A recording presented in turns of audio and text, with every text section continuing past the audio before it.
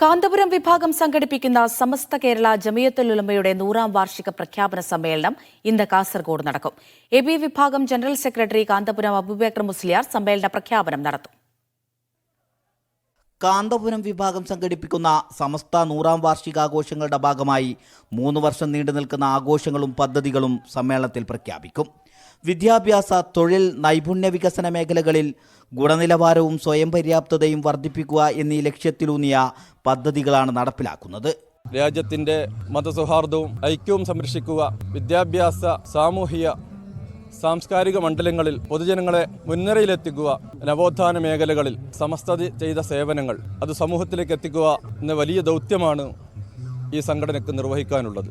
കാസർഗോഡ് ചട്ടഞ്ചാലിൽ പ്രത്യേകം സജ്ജമാക്കിയ മാലിക് ബിൻ ദീനാർ നഗരിയിൽ വൈകുന്നേരം 4 മണിക്കാണ് പ്രഖ്യാപന സമ്മേളനത്തിന് തുടക്കമാവുന്നത്.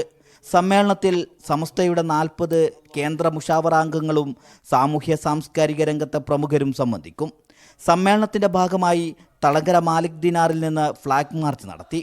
കേരള മുസ്ലിം ജമാഅത്ത് സംസ്ഥാന ജനറൽ സെക്രട്ടറി സയ്യിദ് ഇബ്രാഹിമുൽ ബുഖാരി, സമസ്ത എപി വിഭാഗം സെക്രട്ടറി പേരോട് അബ്ദുറഹ്മാൻ സക്കാഫി, എപി അബ്ദുള്ള മുസല്ലിയാർ മാണിക്കോത്ത് എന്നിവർ സമ്മേളന നഗരിയിൽ പതാക ഉയർത്തി. കർണാടക സ്പീക്കർ UT ഖാദർ സംബന്ധിച്ചു. മീഡിയ 1 കാസർഗോഡ്.